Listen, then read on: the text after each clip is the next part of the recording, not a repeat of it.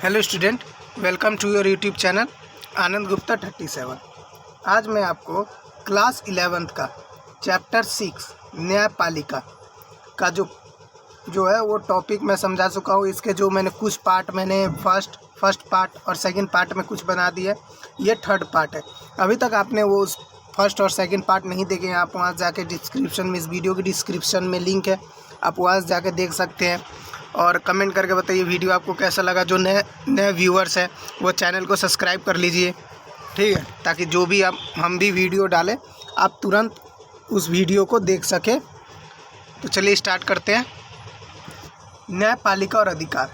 जो न्यायपालिका की जो व्यक्ति के अधिकारों की रक्षा करने का दायित्व सौंपा गया है, जो न्यायपालिका के जो व्यक्ति है उनके अधिकारों की रक्षा करने का दायित्व सौंपा गया है। सर्वोच्च न्यायालय दो विधियों से अधिकारों की रक्षा करता है। जो सर्वोच्च न्यायालय है वो दो विधियों से अधिकारों की रक्षा करता है, ठीक है। तो पहला विधि कौन सा है? तो पहला विधि है रीट के द्वारा, दूसरा परमादेश के द्वारा, ठीक है। और ये जो होता है ये होता है मौलिक अधिकारों को दोबारा स्थापित करना है। ये जो होता है मौलिक अधिकारों को दोबारा स्थापित करना, आर्टिकल 32 और 226 के तहत। और दूसरी विधि क्या है? सर्वोच्च न्यायालय किसी कानून को गैर संवैधानिक होने से रोक सकता है, आर्टिकल 13 के द्वारा। जो सर्वोच्च न्यायालय है, सुप्रीम कोर्ट, वो किसी कानून के जो गैर संवैधानिक है उसके होने से रोक लगा सकता है, ठीक है। अब ये दोनों प्रावधान सर्वोच्च न्यायालय के नागरिकों के मौलिक अधिकारों के संरक्षण के रूप में तथा दूसरी तरफ संविधान की व्याख्याकार के रूप में स्थापित करता है। जो ये दोनों जो प्रावधान है वो सर्वोच्च न्यायालय, ये जो दोनों प्रावधान है वो सर्वोच्च न्यायालय के जो नागरिकों हैं उनके जो मौलिक अधिकार हैं, ठीक है, उनके संरक्षण के रूप में तथा दूसरी तरफ संविधान व्याख्याकार के रूप में स्थापित करता है। अब है सर्वोच्च न्यायालय की सबसे महत्वपूर्ण शक्ति न्यायिक पुनरावलोकन की शक्ति है। जो सर्वोच्च न्यायालय की सबसे महत्वपूर्ण जो शक्ति है वो है न्यायिक पुनरावलोकन। अब न्यायिक पुनरावलोकन क्या है, हम यहाँ डिस्कस करते हैं। तो न्यायिक पुनरावलोकन, इस अधिकार के तहत सर्वोच्च न्यायालय किसी भी कानून की संवैधानिकता की जांच कर सकता है। अगर वह संविधान के प्रावधान के विपरीत है तो न्यायालय उसे गैर संविधान घोषित कर सकता है। इस अधिकार के जो तहत होता है वो सर्वोच्च न्यायालय किसी भी जो कानून होता है, किसी भी कानून की संवैधानिकता है की जांच कर सकता है। अगर वह संविधान के प्रावधान की विपरीत है तो न्यायालय उसे गैर संवैधानिक घोषित कर सकता है, ठीक है।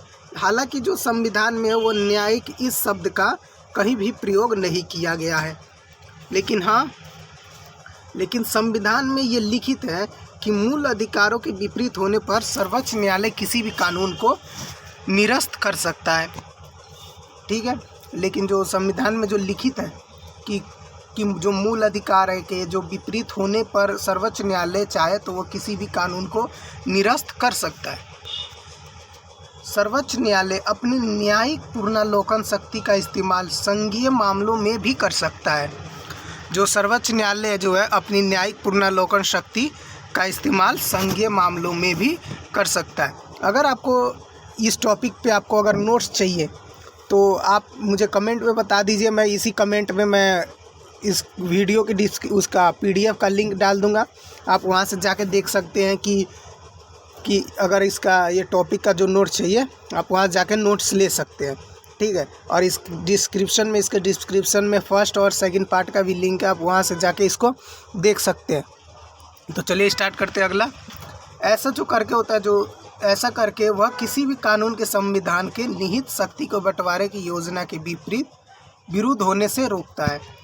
जो ऐसा करके वह किसी भी कानून का जो संविधान होता है में निहित जो शक्ति होती है कि बंटवारे की योजना के विरुद्ध होने से रोक सकता है। अब एग्जाम्पल के लिए मानो केंद्र सरकार के द्वारा कोई कानून बनाया गया, कुछ राज्यों को ऐसा लगे कि इस कानून का विषय राज्य समवर्ती सूची में है, तब तो सर्वोच्च न्यायालय जा सकते हैं। यदि न्यायालय को लगता है कि ये कानून का विषय राज्य सूची का था तो उसे सर्वोच्च न्यायालय असंवैधानिक घोषित कर सकता है। जो केंद्र सरकार है तो उसके द्वारा अगर कोई कानून बनाया गया, केंद्र सरकार के द्वारा अगर कोई कानून बनाया गया, तो कुछ राज्य को ऐसा लगे कि इस कानून का विषय जो होता है राज्य समवर्ती सूची में है, तब तो सर्वोच्च जो न्यायालय होता है वो सर्वोच्च न्यायालय में जा सकता है, तो सर्वोच्च न्यायालय में जा सकता है।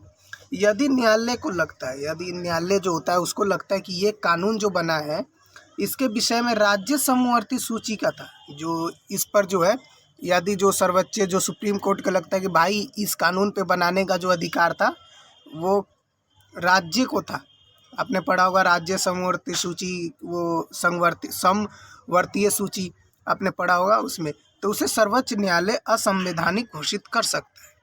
ठीक है, उसमें अगर केंद्र सरकार ने बनाया है, केंद्र अगर उसमें लग रहा है कि भाई न्यायालय को लग रहा है कि भाई इस पे बनाना था राज्य सूची को कानून बनाना था, अब इस पे केंद्र सरकार ने बना दिया भाई कि केंद्र सरकार ने इस पे कानून बना दिया। लेकिन तो अगर न्यायालय को अगर लगता है कि भाई इसको ये जो कानून है ये असंवैधानिक है, तो उसे सर्वोच्च न्यायालय असंवैधानिक घोषित कर सकता है। ठीक है, अब रीट क्या है? न्यायिक पुनर्विलोकन जनहित याचिका, इसमें न्यायपालिका की शक्ति बढ़ा दी है। ठीक है, अब बंधुआ मजदूरी, लोगों को खरीद फरोख्त, बाल श्रम, ये सब बंद है, इन सभी पर प्रतिबंध है। जो बंधुआ मजदूरी है, लोगों की जो खरीद फरोख्त, बाल श्रम, इन सभी पे प्रतिबंध है, लेकिन फिर भी आज भी कराई जा रही है। ये मौलिक अधिकार है, शोषण के विरुद्ध है, लेकिन इनका उल्लंघन होता है तथा ये लोग अपने अधिकारों के लिए सर्वोच्च न्यायालय नहीं कैसे जाए। मतलब कि ये कि जो सर्वोच्च न्यायालय है, ठीक है, अब लोग सरकार के पास जा नहीं सकते, उसमें पुलिस भी नहीं कुछ करती। इसमें अगर पुलिस और सरकार जागरूक हो तो आप ले लीजिए, कोई करवा के दिखाते कि हाँ बंधुआ मजदूरी, भाई बाल श्रम, कोई करा के दिखाते, कोई नहीं करा सकता फिर। लेकिन पुलिस और सरकार ही सोई है तो और क्या करे। ठीक है, अगला है आपका जनहित याचिकाओं में न्यायिक सक्रियता ने से न्यायालयों के लिए ये संभव हो पाया है कि ऐसे उल्लंघनों पर विचार कर सके। जो जनहित याचिका है और न्यायिक जो सक्रियता है ने न्यायालयों के लिए ये संभव हो पाया है, जो न्यायालय है उनके लिए संभव हो पाया है कि ऐसे उल्लंघनों पर विचार कर सके। अब न्यायपालिका और संसद क्या है? न्यायपालिका और संसद क्या है? न्यायपालिका ने अधिकार के मुद्दों पर तो सक्रियता दिखाई है। जो न्यायपालिका है, न्यायपालिका ने अधिकार के जो मुद्दे हैं उस पर तो सक्रियता दिखाई है। ठीक है, राजनीतिक व्यवहार वर्ताव से संविधान को ठेंगा दिखाने की प्रवृत्ति पर अंकुश लगाया है। राजनीतिक जो व्यवहार है, उसका वर्ताव है, उससे संविधान को ठेंगा दिखाने का प्रवृत्ति पर अंकुश लगाया है। इसलिए अब ऐसे मुद्दों भी न्यायिक पुनर्विलोकन के दायरे में आ गए हैं। इसलिए अब ऐसे जो मुद्दे में जो न्यायिक पुनर्विलोकन है इसके दायरे में आ गए हैं, जो पहले नहीं थे। ठीक है, अब है राष्ट्रपति और राज्यपाल की शक्ति। अब राष्ट्रपति और राज्यपाल की शक्तियाँ क्या है? न्यायपालिका ने सर्वोच्च न्यायालय ने न्याय की स्थापना के लिए कार्यपालिका की संस्थाओं को दिशा निर्देश जारी किए। ठीक है, अब है दिशा निर्देश। एग्जाम्पल के लिए पेट्रोल पंप की अवैध आवंटन के मामले में सीबीआई को निर्देश दिए। जैसे कि एक बार क्या हुआ था कि जो बड़े नेता हैं, वो बड़े जो लोग होते हैं, तो उनको दे दिया कि भाई तुम यहाँ पे ठेका दे दिया कि भाई तुम यहाँ पेट्रोल पंप लगा दो। तो जो न्यायालय, जो सुप्रीम कोर्ट है, उसने कहा भाई, वो सीबीआई को कहा कि तुम एक काम करो, उसमें जाके इनमें जांच करो कि जो दोषी पाया जा रहा है उन पर आदेश, उनको सज़ा देने का, उस पर उनको दोषी करा रहे उन पे जाके कार्रवाई की जाए। ठीक है, सख्त आदेश दे दिए।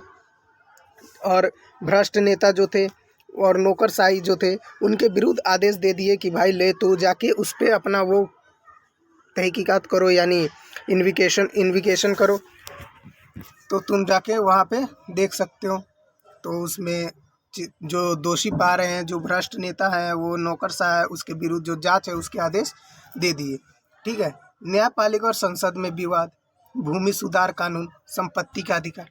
ये भूमि सुधार कानून ये है कि जो इसमें है कि भूमि सुधार कानून की पहले जो थे वो बड़े जमींदार थे। अब इसमें जो है, इसमें मान लीजिए खेत है, ठीक है, 1 2 3 4 5 6 7 8 9 10 कुछ भी धर दीजिए।